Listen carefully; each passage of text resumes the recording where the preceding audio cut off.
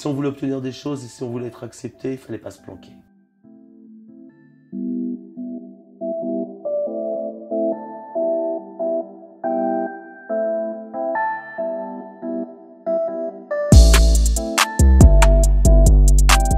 Moi, j'ai pas connu autre chose finalement hein, que le sida. Parce que moi, j'étais contaminé en 86. Le sida, véritablement, à partir du début des années 80, à partir de 82, 83, surtout dans le milieu gay, surtout dans la communauté gay, était une réalité, même si bien sûr ça a pris beaucoup plus d'ampleur après. Donc moi, je suis arrivé à 18 ans en 86 et j'ai été contaminé directement. Ce qui ne veut pas dire que je n'avais pas eu de rapport sexuel avant, mais pas en tout cas ce qui ne m'avait pas valu de contamination. Donc à vrai dire, moi, ma vie a toujours été, sans que ce soit dramatique, elle a toujours été conditionnée finalement par la séropositivité et par le VIH, comme beaucoup de gens de ma génération, hein, et pas en population générale, mais dans des groupes très vulnérables où il y a une très forte prévalence à VIH, on a tous été, on a vécu avec, à travers nos copains qui se contaminaient, à travers nos copains qui mouraient, à travers la maladie.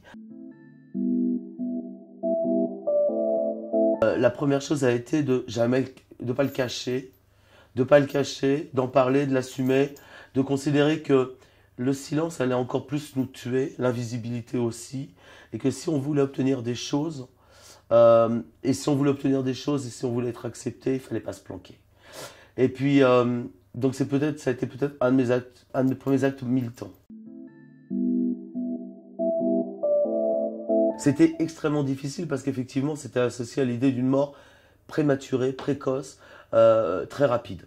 Jusqu'à la fin des années 90, où il arrivait, on voyait ces gens marqués, défigurés,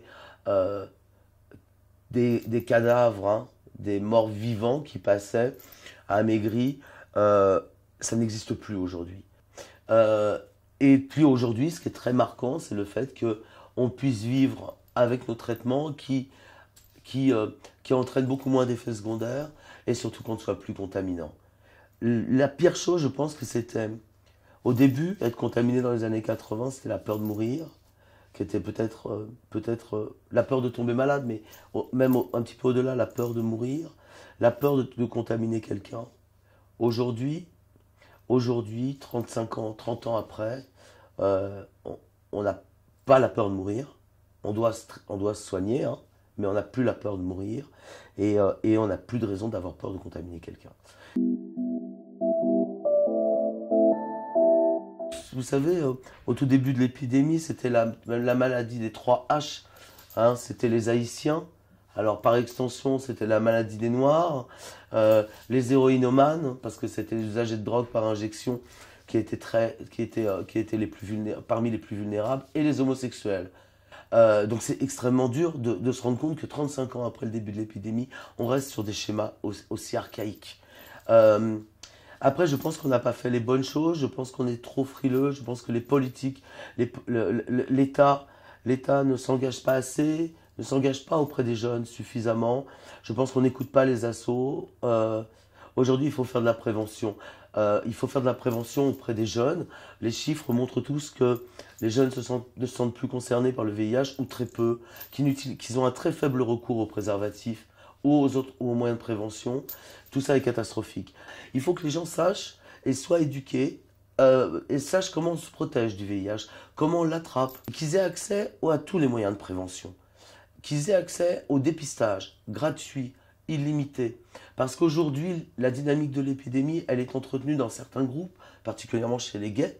Elle est entretenue par un trop grand nombre de personnes vivant avec le VIH qui ignorent leur statut. Ce qu'il faut, c'est absolument réduire le nombre de personnes qui ne savent pas qu'elles sont séropositives. Parce que ce sont ces personnes, et les études le montrent, ce sont ces personnes qui, involontairement, hein, bien évidemment, entretiennent la dynamique de l'épidémie. Parce que quelqu'un qui connaît son statut sérologique, qui est sous traitement, n'est plus contaminant.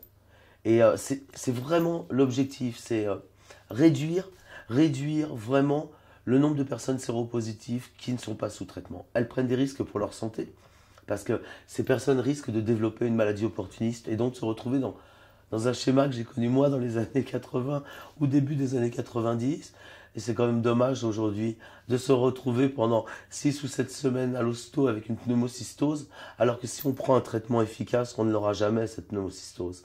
Et donc voilà, que les gens se fassent dépister, qu'ils se fassent traiter, ça c'est vraiment une priorité. Il ne faut plus de nouvelles contaminations.